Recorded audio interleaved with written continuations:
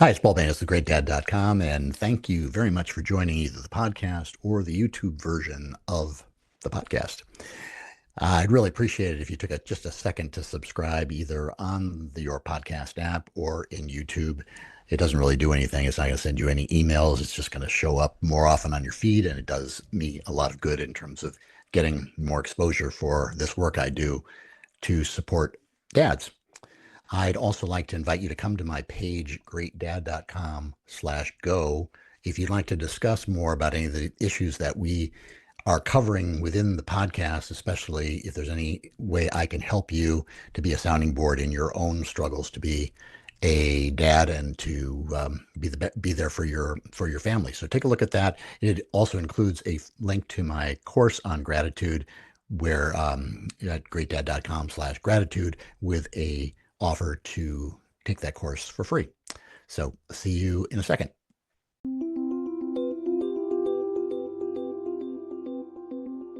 Hey, it's Paul Banis of GreatDad.com, and I'm doing my weekly conversation with modern dads, getting a feel for what it's like to be a dad of younger kids. And I've got a guest today that I'm really excited to talk about because he's got lots of daughters. I've got one daughter, so we share that in common. And I'm always curious about parenting as a man, young girls. So welcome, Oscar Peña. Hey man, thank you so much, Paul, for having me on here. I'll give it my best shot, man, because it is a work in progress over here at the Peña household. No, and I appreciate that. I think even the people who are, PhD psychologists and everything else, every one of them I talk to say they learned stuff as they went along. Their preconceived notions weren't true. I mean, science has advanced, behavior science has advanced. So it's like we're all learning. We're all in work in progress, and we can get into what that means for us. So you not only you have three daughters who are 5, 9, and 13. So you got a big gamut there in terms of their experiences all the way from just starting school all the way through adolescence. But you've got the Daughtered podcast, which you've been working on for a couple of years. You're 60 episodes in, so you're like me. You're talking to dads all the time and learning from them, and I'm sure asking questions, trying to get common experiences. Yeah, brother, I'm trying to shorten the curve. It's a wide learning curve, and I could go down my story, but I got to a point where I realized I messed up a lot early, and then I just realized I'm like I need to do better. And people have done this for centuries. Like, why am I not talking to other dads that that have this some experience? And so a buddy of mine started doing that. We were just talking on the phone, and we're like, and he had daughters too. Was it still the same concept when you were working with him? Or same concept? Yeah, that's right. He had younger daughters, and so we were talking on the phone a lot about just fathering daughters, and we just started thinking. And I said, hey, I bet there's other dudes that have these same issues. And listen, I remember, like, I just didn't know what I was doing. I still don't, but the podcast has helped so much because talking to you, talking to the guests that come on, just the perspectives, man, just getting out of your own silo and listening to other thought processes, other ways of doing things. It's crazy how it's like, it's simple. It's just not easy to do. Right. Like the concept is simple, but it's not easy. So, it gets harder as you get along. I mean, you've got that wide age range. My kids are now older, so the issues that I'm dealing with are far more complex than when they were just like, how do I get my daughter from school to ballet class and fed at night? That's can be hard and exhausting, but it doesn't have the same emotional charges. Like, is she going to get a job? How can I help?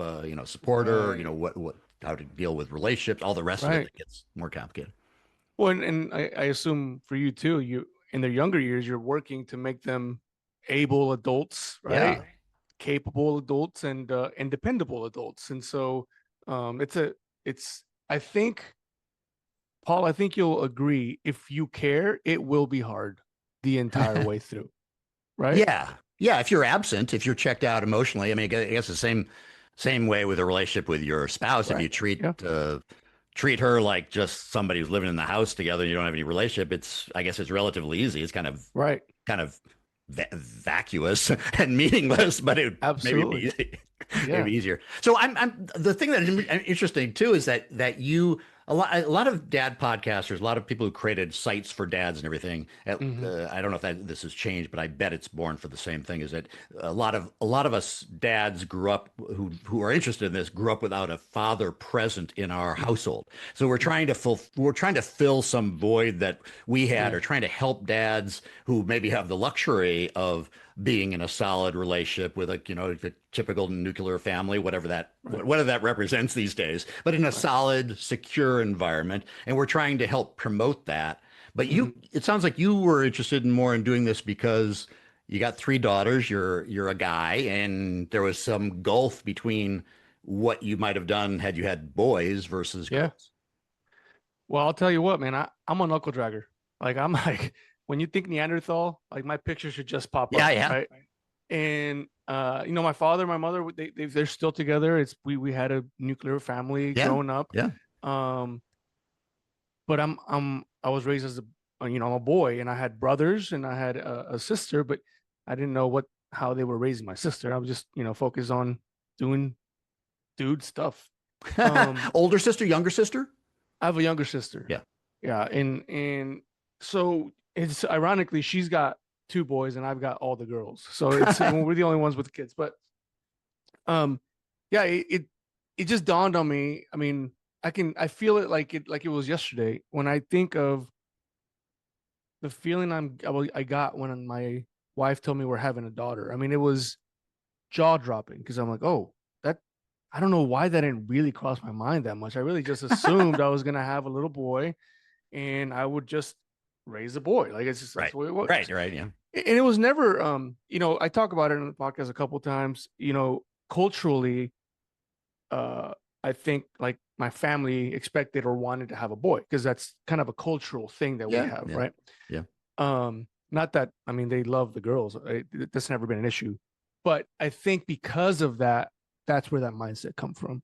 Yeah. No, just I have a boy. Like Frankly, I was disappointed. I was like, yeah, I wanted a boy. yeah, And I can say that because my daughter knows that I love her to death.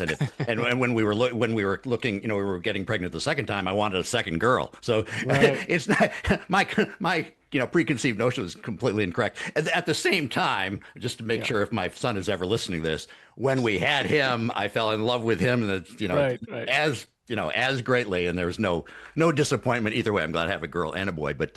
Absolutely. But I think it's important that dads understand that if that is your initial reaction, Mm, disappointment, it doesn't mean you're a bad person. no, It just may no. be the way you preconceived, like a lot of things in your life. You think, well, we'll get married, we'll have kids, and Yeah, I'll have a little boy partner, and we'll go, do guy yeah, things and everything. And then when that doesn't come true, you're like, oh man. And that doesn't necessarily mean that you can't be a great girl dad, but right, right. right.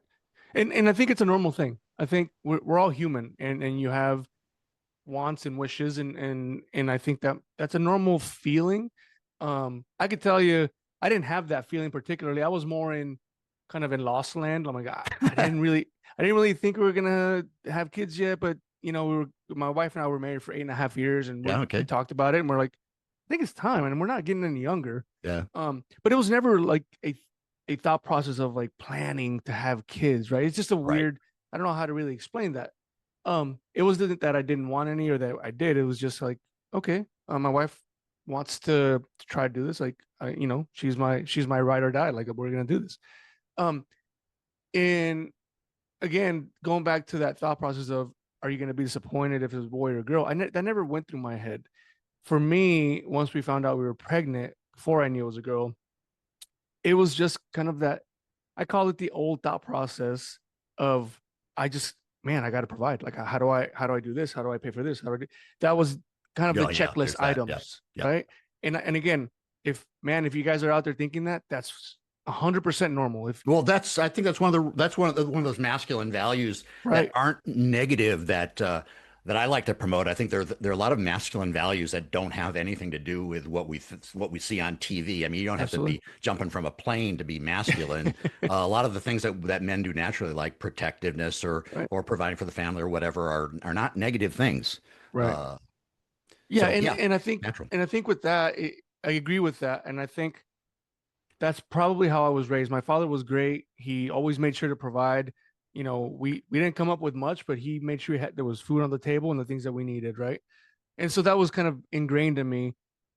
But as I've grown, especially with the podcast, but as I've grown as a father, more and more, I'm just like, it's not just provision, right? It can't just be provision. Sure. I want to provide more than just the food and whatever is necessary in the household. In again, because we're in a different context historically, right? As opposed to where my father was raised and how I was raised and now how we're raising our daughters. And I don't think there's anything wrong with that masculinity side of us to be able to want to protect, to want to provide. In fact, I feel that in Oscar's opinion, when I see that not happening, there is something wrong with you. How are you not wanting to be there for your Yeah. family and your Yeah. children? Um, Yeah. and In a way, so, I think we should say too, providing comes in very different of course, styles and yeah, shapes. It's not just being the financial fighter, the main breadwinner. It can be a lot of other ways that men can step up and be providers. absolutely. But I think we have to learn to do that a lot of Yeah. times, Yeah. right? And I say that in the sense that I think maybe us I was born in the 80s. You got people born in the 70s and You're 60s. I old. think we had a different playbook, Yeah. right? And so we have to learn to find the other provisions that we have to give, um, as opposed to just the tangible ones, Uh-huh. right? And it's hard. I just saw this thing on Instagram, I think it was. And it's like you're working hard on and investing on these beings that ultimately will leave you. It's like you're Yeah. investing here and you're going to lose that. Now, we say lose as in physically, right? And hopefully we've done the work so that we don't lose them emotionally and connection. But it's a crazy thing to think about, to do that. Oh, And I'm I in that almost, I'm in that world right now, and I can tell you it is a crazy thing. You've invested all this time in creating yeah, your little family, your family unit that sits down every night at the table, and you right, travel together, and you have all the in jokes and all the experiences together, and then one day they go off to college or they move out, they get married, they have their own lives, and right, you see them a lot less. And I think that's the saving grace is if you've done it right, that doesn't right. mean the end of your relationship. It may be the end of your daily contact, Yeah. but hopefully it's not the end of seeing them. Absolutely. No, and I think that's where this labor of love for me started, is that all right, I need to be better. I need to provide way more than just the Mm. things. And it's not just my daughters either. It was my wife as well, right? Because one thing we don't really think about, I know I didn't, your wife just made a human. That's not a light thing. Like it's not like Yeah. it's not one, obviously it's not easy. I saw it go through and I don't know how they do that, first of all. But second of all, that's going to change her as well. And so your relationship has to start to shift. And that's something that for me, as my first daughter was born, I don't think I fully set myself as a present parent. And I think I was truly, maybe out of fear, I was just truly like, I just have to go provide. I got to do better at my job. I got to, get an award at my job. I got to do all the things good at my job so that I can provide at home. And every time I tell this story, I always think and I reflect on it may have been just complete and utter fear of like, dude, you have no idea what you're doing, but you do know how to do your work. Oh yeah, yeah, yeah. I can see how you could start focusing specifically on the things you know, the world you Right. know, rather than trying to learn about the world that you're encountering. Right. Well, that Yeah. relationship part is really interesting too. I think I like to talk about some of the traps that we fall into Yeah. as men, dads of daughters, and one of them is I didn't even mark this down in my notes, but that idea of emotional transference, that you have a daughter and you start to love that daughter the way you loved your wife. Obviously, not in Hmm. the same Right. all the same mechanics, but you can sometimes forget your primary relationship because you are so invested emotionally Right. with your daughter. And if you've got a daughter anywhere from two on, they are just a bundle of love. They love you unconditionally. They never ask you questions. There are never any fights. There's just Right. all just pure love and joy. Just hold me, talk to me, pay attention to me, and it's just wonderful. And if you're not careful, you can kind of forget your primary love relationship. No, that's absolutely true. And you hear that a lot, right? And that's kind of, you do. I don't hear that as much because I don't talk specifically to dads or daughters, and I'm not usually probing that. But that's interesting that you hear that a lot. well, yeah, and it just takes us back to that comment I mentioned where you both change in that Yeah. moment. I mean, the weirdest thing for me was realizing that I now love this little thing that I don't know. I Yeah. don't have a relationship with this human that just appeared. Right now, my wife has had the baby in there for 9 months, felt everything, gone through the pains and the gains and all the things. And meanwhile, I'm just trying to focus on providing. Where's the room, the crib, and whatever needs to be done. But the instant that you get that child in your arms, it's insane. It's the weirdest, again, for me, it's just the weirdest feeling that now I'm like, I really love you. And I remember thinking that I was so enamored with her that I had to like snap myself out and be like, oh, my wife's over there hurting because she just finished doing this. Right. And go check on her as well. But I didn't want to put her down. Yeah. Well, it's interesting you say that because I think a lot of men struggle with the fact that they don't feel that emotional connection with their babies until they're about 2 years old, when there's some sort of real interaction. I think at least the way I felt was immediately like, I want to protect this little baby. And I was immediately proud, and like, it was like this big occasion. And I felt the hugeness of the responsibility and all the rest of it. But I think a lot of men are left for the next couple of years just thinking like, why don't I have that same like biological, emotional connection with this baby that my wife clearly does? And then one day it just appears and you're just completely smitten in a different way than that protective part. Right.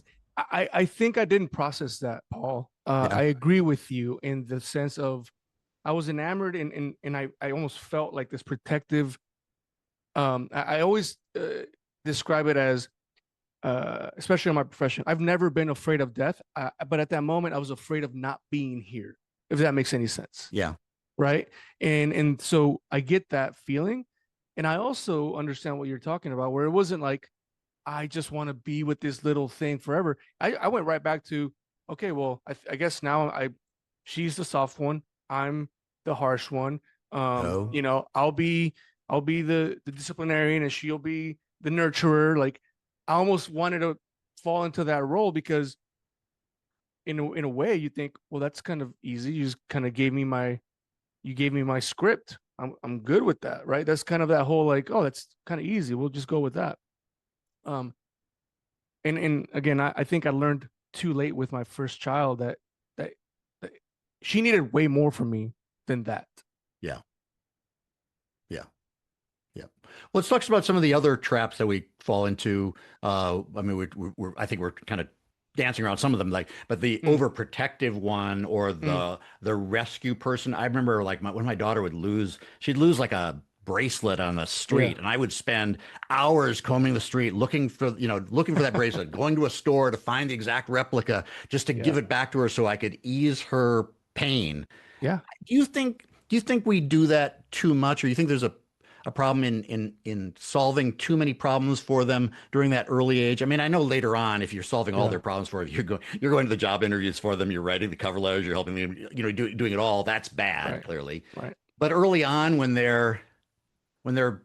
have to have some pain. But I think do you struggle with that same ways? Like, I just wanted to be her savior, her hero, her like, to show her she was a princess, and she could be a princess for a while. Right. I think it's a fine line, and I can absolutely see that I've done that in the past. Yeah. I think it's real important to have that balancing act between you and your partner to do that. Yeah. Because in the opposite, I always thought, again, with my first child, I had all these preconceived notions when she got like, all right, I'm not going to raise a princess. She's going to be able, she's going to be capable. She's going to do these things. She's going to feel some pains. And then like all of a sudden I'm doing the same thing you are. Well, I'm trying to find a little bracelet because she's losing her mind. Right.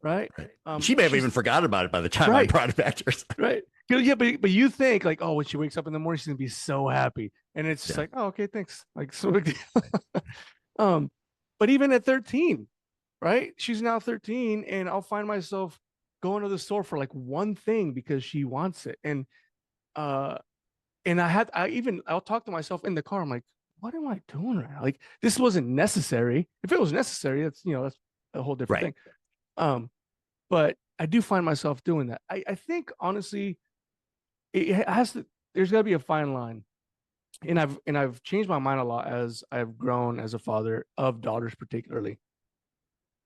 I want them to be capable and dependable, right? Where before I kept thinking I want them to be independent and do everything on their own. And so I was almost more harsh, right? And I think it's shifted a little bit where I'm like, well, if I want them to be dependable, then I have to be dependable, right? Now, again, it's a fine line because I find myself doing way too much for them or giving in way too much. Oh, you didn't do your chores today? Okay, fine. You got to get them done tomorrow, right? Or I go the complete opposite. I'm like, you didn't do your chores today. You're grounded for a year. Like, it's just like, right? And so I struggle with that fine line for sure. And I thank my wife because she'll check me on those things sometimes and help me straddle the line a little bit better. Yeah. And then there's the whole gender difference too. You don't have boys, but I didn't baby him the same way that I babied my daughter. And some ways I feel guilty about that, but on the other hand, she's a girl. So and to that point, I've always been a believer that things happen the way they're supposed to happen. Things happen for a reason. We have a thing that we have to learn, so on and so forth. Now we can go into that whole philosophical stuff, but it's not necessary. I do believe, though, knowing or looking back at my early years as a father, that I think there was a reason I didn't have a son, at least early on, because one, I didn't know how to be a father. I'm still trying to figure it out, but I definitely think I would have been harsher. I wouldn't have been as understanding. My heart, I don't think would have softened like it has with my daughters, and I think that would have been pretty crappy for any little boy growing up and me trying to figure all these things out. And I think I would have figured it out, but I think it would have been harder for the child as opposed to with my oldest. Now, again, I attribute all of my learning to my oldest. I tell her that all the time. Oh yeah. She got that job whether she wanted it or not. Yeah. She's essentially the de facto instructor for both my wife and I. That's because sweet. At every minute of the day, Paul, she is teaching us how to be a parent, right? And it sucks, and I tell her this, like, it sucks, but your sisters are going to get a better product because of what you're doing. Right. And I hate that happens. That's one of the reasons I have the podcast, to learn to see if I can be better with her before I kind of screw it up with her and then go test the other concepts. But I believe that it's a good thing I didn't have a son.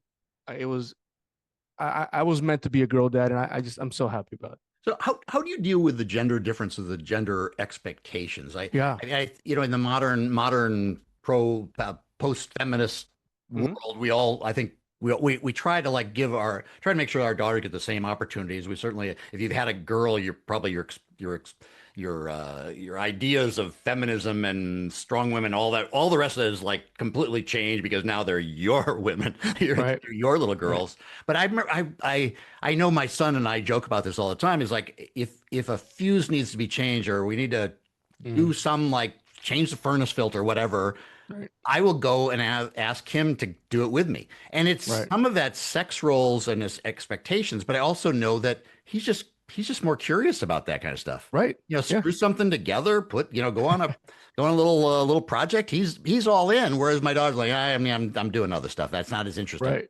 And so you find yourself with girls, you can forcing them to do it. But there's a certain point where it's there's only so many hours in the day and I got to change the furnace filter. He wants to do it. I'm not going to sit there and try to cajole her or tell her why and, all the rest.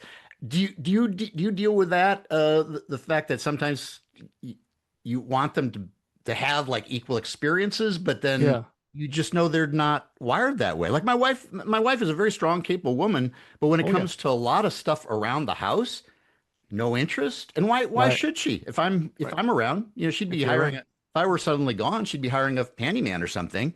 Right. And it's true for little girls and little boys. Yeah, that's a first world problem, and that's a good thing, right? Like Yeah, the right, fact that she right. can go and hire someone to come Right. in and do this, that's a good thing. I think we're doing okay there.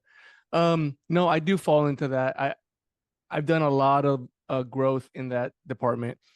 I would like to say that it's a post feminine era, but I think we're still in it. And the only thing that bothers me, I want my daughters. In a perfect world, the system is fixed and everybody's got equal equity and opportunity and all these things. In a Right. perfect world, Right. there's only so much of that we can control, and the one thing I know we can control is ourselves. And so that's what I work with my daughters about. And we talk about feminine and masculine issues. We do talk about that. Yeah. I'll give you a perfect example. We were in our house here. There was still some houses being built in the area. Middle of summer, Louisiana. It is not comfortable, right? And she had brought something up that she heard at school, and it was in the feminist type realm of, well, no, men have all the CEO jobs and blah blah blah. And I said, okay, that's fine. And I kind of listened, and I said, do you want a CEO job? She's like, I don't know. I'm like, okay, fair enough, right? I said, look out there, and we're putting at a house. They're putting on a roof. Like I said, probably 110 degrees outside, humid. It's just miserable. And I said, hey, do you see any girls there? And she's like, no. I'm like, but why not? Right. And she said, she said this. She said, well, because that's a man's job. Girls can't get that job. I said, no. Anybody can get that job. Right. Right. Nowadays, yeah. Right. 1% of the people may like that job. Everybody else that's there hates that job, but they're still there. And oh, by the way, they're all men. Right. Yeah. And I told her at that moment, I said, look, I want you to be able to do all the things. And there's certain things I don't want you to have to do. Right. Yeah. Because I'm here, or hopefully you'll have a husband that'll want to do these things for you that you may be able to do or will be able to do, because I'll do my best to teach her, but I don't want that. And so I think some of that, we started the conversation a little bit like that. I think some of that feminine and masculine, I think it's okay. And I don't like that my wife or my daughters are told that if you do, if you do the feminine thing and become a housewife, you're not really worth anything. You have to go to do all these things. Like, okay, well, you can do all those things, but you can also be an amazing mother, which you have the full power to do. And then I point at her mom and I say, look at your mom. She, her and I were married for 8.5 years. She was constantly working, doing other stuff. When we talk now, I think a little bit of that was out of her hands. I was on contract in the military, so a little bit different. I was going to go to work, right? That's just the way it works for that particular instance. But we talked about putting the kids in childcare, and then we both decided, hey, you know what? We want to raise our children. And I said, I want you to raise our children. I don't want a system somewhere out there to raise our children. Yeah, we had that same conversation. Right. And man, it is such a blessing to be able to have her raise our children. And it's been hard. It's a one income luxury. Yeah, absolutely. It's a one income family. It's been hard, but man, the women that my daughters are becoming is fully attributed to their mother's work.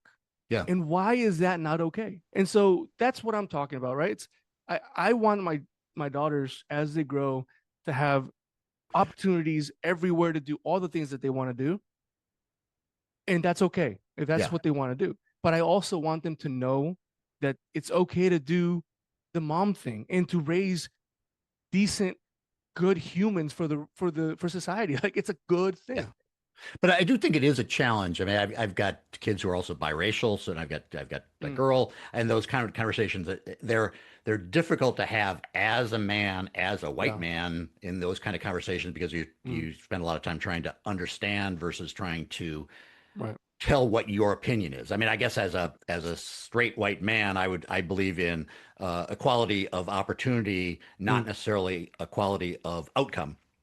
Right. But that is a very fraught kind of conversation because it's so much deeper than just that statement and so fraught with the history of all kinds of things. And I wonder how you deal with that in terms of in terms of talking with them, because obviously if you're talking about any of these issues, you can alienate yourself very quickly from a girl or from a child because you are not them. You're not living their lives, whatever color, sexuality, whatever it is.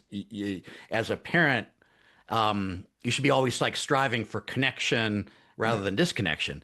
Does that, do you understand what I'm saying, or do you use that? I do. Yeah. It is challenging. It's a challenging world. And that's what I was saying before.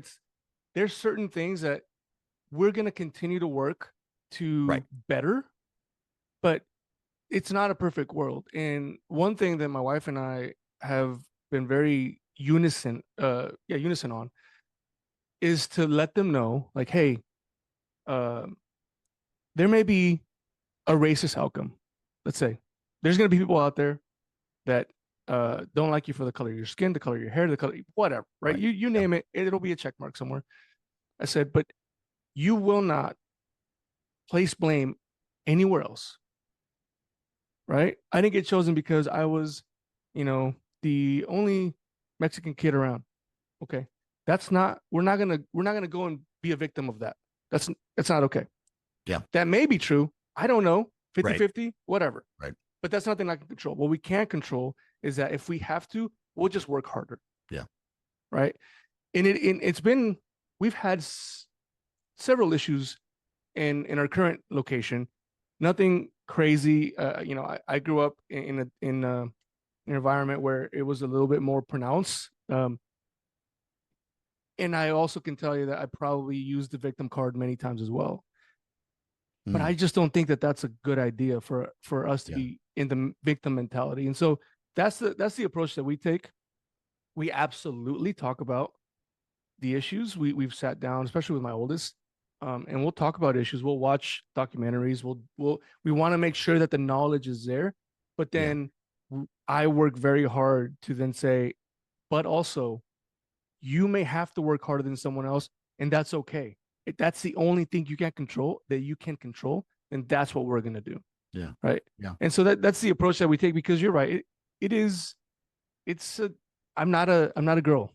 And, and I know that there's a lot of issues still within, the male, female, gender roles, all these different things, but I just want them to know that they can get through things no matter what the context around them is. Yeah.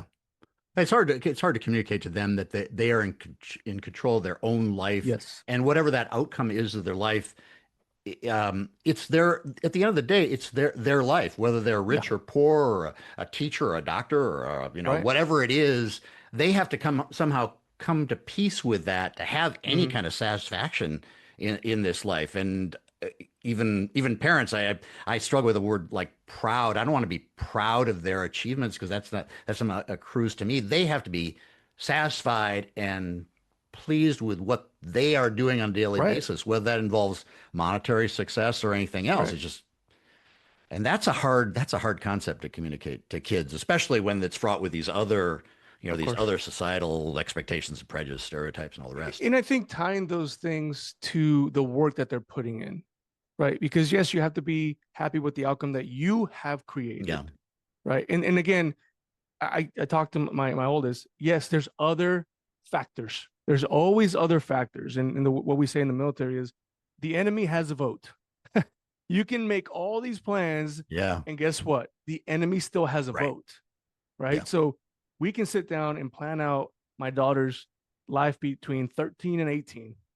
In the enemy life, or whatever you want to put in the other factors, they all have a vote. Yeah. And the only thing she's going to be able to control is her reaction to all those factors and her resilience to everything that comes across. Right. And it is a hard thing to concept. But what I try to do with them is to just ensure that there's, hey, you don't make yourself a victim of things, right? Like, let's just talk this out. Yes, did your sister hit you? Technically, by definition, you were the victim of this thing, right? Right. What led to this? Right. right? And all of a sudden we figure out that she said something her sister didn't like, and then there's been days, and now they were mad, and then this thing, right? So, and the only reason I say that is because there's always causation to an event, right? And so I just want to make sure that they know we're not going to be victims of any system. We're going to figure out how to succeed from that and be resilient to it. Yeah, and it is more challenging with any group that has been victimized. I mean, truly victimized, and trying to move past that, because I mean, I just don't have that same experience, and I don't look at it through the lens of with that same history. Yeah, I mean, back generations, maybe my ancestors from some far off land, but it's not my reality. So that's it's very interesting. Is there some other traps that we fall into? We talked about like being overprotected. We talked about spoiling. Well, the one is I think I don't remember having gone through this, but I also didn't experience this with our daughter, is the hypersexualization of young girls. It starts at a young age. At like 12, all of a sudden they're wearing micro mini skirts and being very sexual, and at the same time being told that if people sexualize them, it's the person who's sexualizing them at the same time, which is super confusing for a dad. It is. I've seen it in some other families where the little girl is, she's really putting herself out there, and the dad is just struggling with, what do I say? Because you know that just saying something is fraught with a lot of problems, but if you don't, you are also worried about what kind of predators there are out there. And as men, you can talk all the time as you want. It's like, that's the man's problem. We got to get men under control. Well, men are not under control. There are a lot of men who are not educated, who come from cultures where that's not even a thing. If you unmask yourself, you're saying I'm free to, I'm open to anything. Yeah. With three of them, I'm sure you've thought of this. You've probably done podcasts on this subject. It's been a struggle for me. As we mentioned earlier, we all get brought up with a specific playbook, and our parents are doing the best they can with what they got. Yeah. Right. Yeah. Culturally, it's easier for me to just be like, nope, you're not doing that. Right. You're going to put on this whole pants and, sweater, 100 degrees outside. I don't care. You're putting that on. Now, obviously, we know, the more restriction you put, the more disconnected you get. And, I have absolutely been guilty of showing anger by fear, or excuse me, showing fear by anger. Yep. I don't sugarcoat things especially for my two older daughters. Yeah. I explicitly let them know, hey, there's no monsters in this house, but there is monsters outside this house. Yep. And I'll talk to them about that, because it's not, you and I know, like, unfortunately, it's not necessarily the stranger out on the street every time, right? It's even people closest to us. And so we've done the talk about strange behavior, like weird things that adults might tell you, those kinds of things.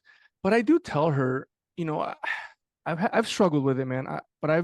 I'll say to her, I say, hey, why do you want to wear that? Just tell me why you want to wear that. Like, what is it that makes you want to wear this, right? Because all the women's magazines say, the Teen Vogue says that's what looks cute. Right. So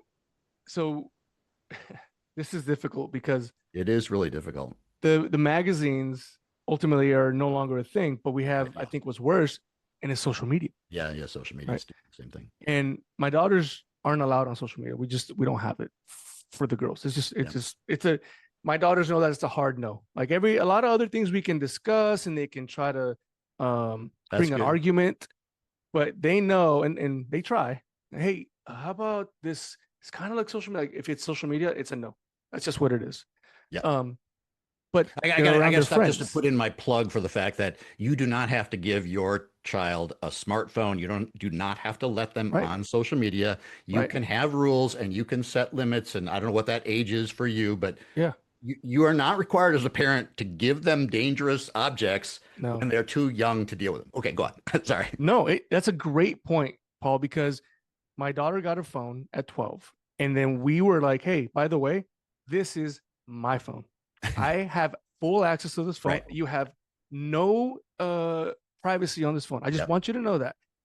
We almost made her sign a little contract. I made it on a napkin, but I just want to be like, no, that's it. That's really good.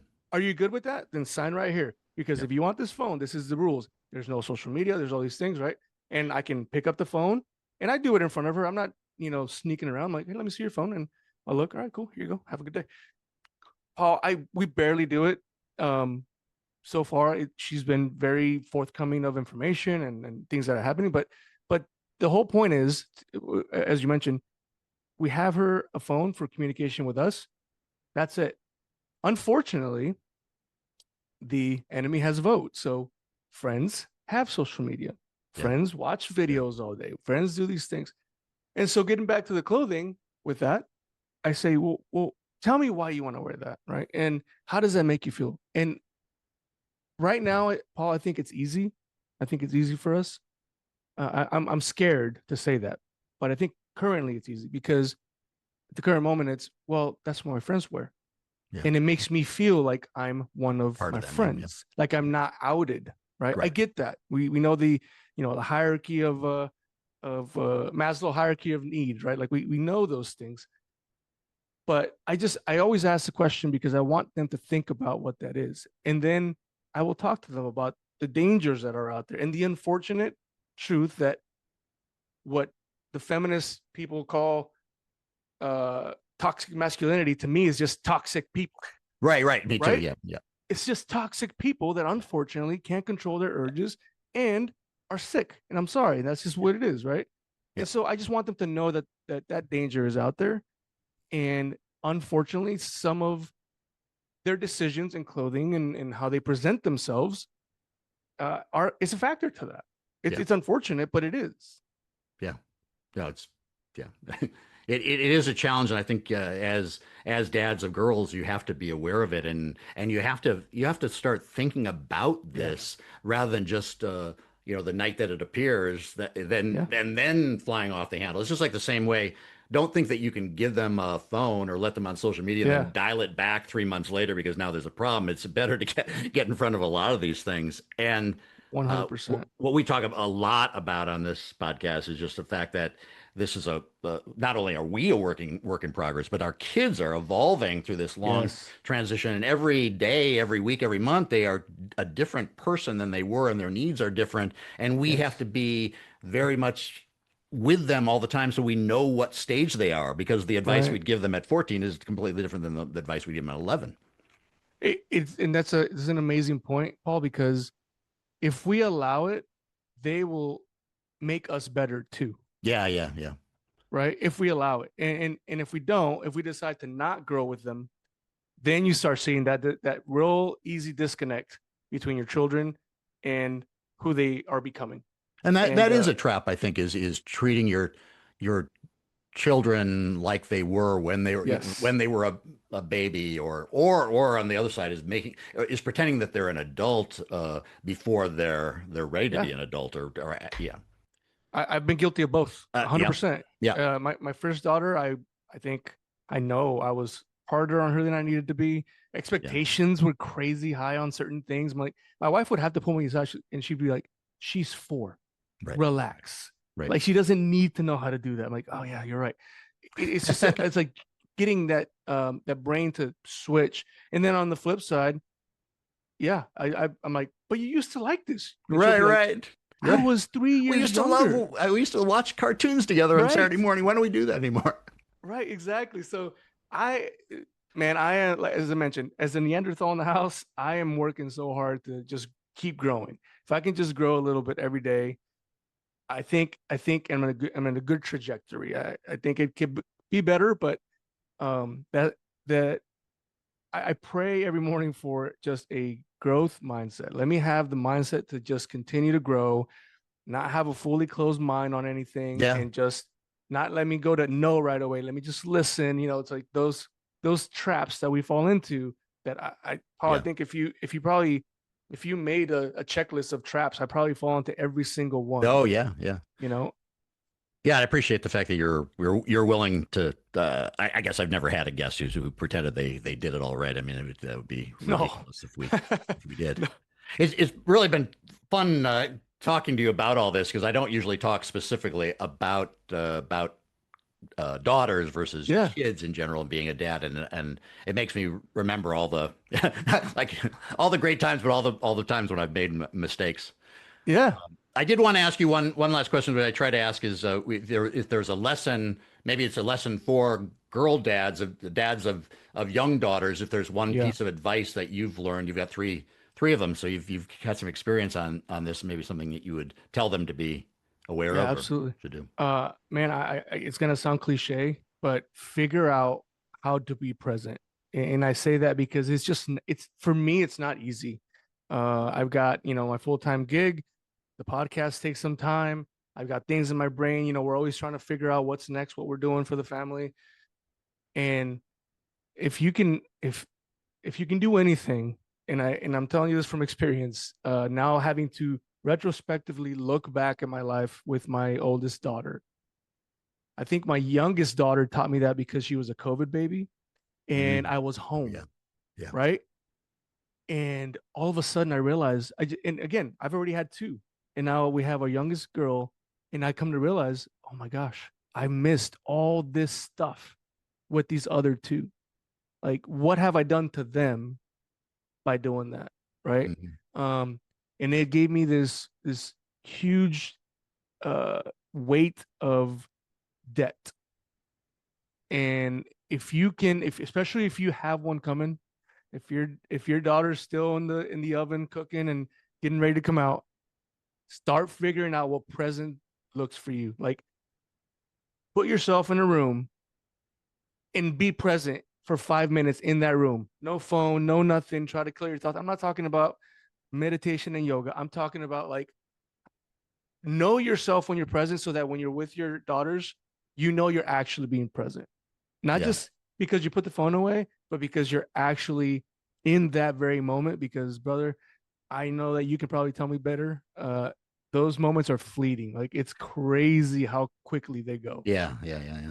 It's interesting that whole idea of being present. Yeah. Before the internet, you'd say, Yeah. there were people who were practicing mindfulness, and I was like, I mean, like, yeah, obviously I'm present. I'm right here. Yeah. But I was still doing other things in my mind. I was still planning the next day, or Right. figuring out how I was going to make my exit, or what did I want, French fries or chip? All the things that you're doing rather than being right there in the moment with the person. Yeah. Like the two of us talking right now, we're not Yes. on our phones. We're not thinking about what's going to happen next. Well, maybe I am a little bit because we're kind of coming at the end of the hour. But now with phones, phones and that ever present thing that's demanding your attention, and it's going to give you the dopamine hit that you want, and that's going to be pleasurable, more Right. pleasurable than maybe just watching them play on the ground or whatever. Yeah. As sad as that is. But yeah, you're right. I mean, if you can somehow start to teach yourself to not give into that, Yeah. because like you say, I mean, mine are 20, 21, and 25, and I count myself very lucky that I was there for a lot with them, and I don't have any regrets that I missed out. And thankfully, the ever presence of social media wasn't as big when they were little, so I didn't have that temptation in that same way. But I know even today, when my daughter will come up for dinner, sometimes it's easier to just keep on scrolling rather than have the conversations that I want to have and that are going to strengthen our relationship. And you can't feel bad about the fact that you're drawn to that stuff, because that's, people are making literally billions of dollars on how to milk our attention and keep us away from doing the things that we really need to do to be human beings. Yep. But we as parents we really have to figure out ways to get away from it. Yeah. I'll tell you this, and even just aside from everything that wants our attention, right? The phone, the computers, or whatever, like everything. And this maybe sound creepy. I think my wife told me it might be creepy if I said it, but I've said it because it's helped a lot in presence. I'll watch my daughter's eyes as she's talking. Oh. I'll watch her mouth as she's talking. Her hands. What is she doing with her hands? And Paul, I'm doing this proactively so that I don't lose the presence. Yeah. And I find that if I do that, I watch mannerisms, I watch her face, and all of a sudden I feel present, which I haven't done before. Right. And this is recent. All right, I'm going to put my phone away. I know I got like 100 things I got to do. So I'm going to try to put those in the back of my head. And I'm just going to watch this conversation. Right. I've done it a couple of times where I actually lose myself in the conversation. And I'm like, oh crap, what were you saying? Because I was just like, you're going to grow up. Like you're growing as I'm watching you. Yeah. Right. And so for dads with especially with young ones, like maybe your older one, I've tried to do with my oldest. She's like, what are you doing? Like, it's weird. Right. But my younger ones, they allow it. And it makes me feel present. And that feeling is something that I want to learn. Yeah. I don't think that's creepy. And that's actually a mindfulness technique in terms of being able to do that in like in a meeting rather than letting yourself go crazy is to focus on some attribute or the movement of the mouth or whatever, and to be really, really present. So that's not creepy. I'm thinking. Maybe the way I said it to my wife might have been creepy. She's like, I mean, that's what it was. Again, Neanderthal here, brother. My words mix up very well. So. Well, we'll do another show on living with wives. There you go. Yeah. Or wives having to live with us. One of the two. Right. Yeah. That's the flip side.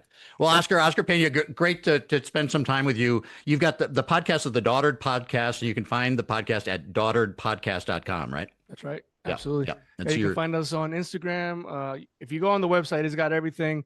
Hopefully, I try to throw everything in there, make it easy for everybody. And you can find us on YouTube, same through the website as well.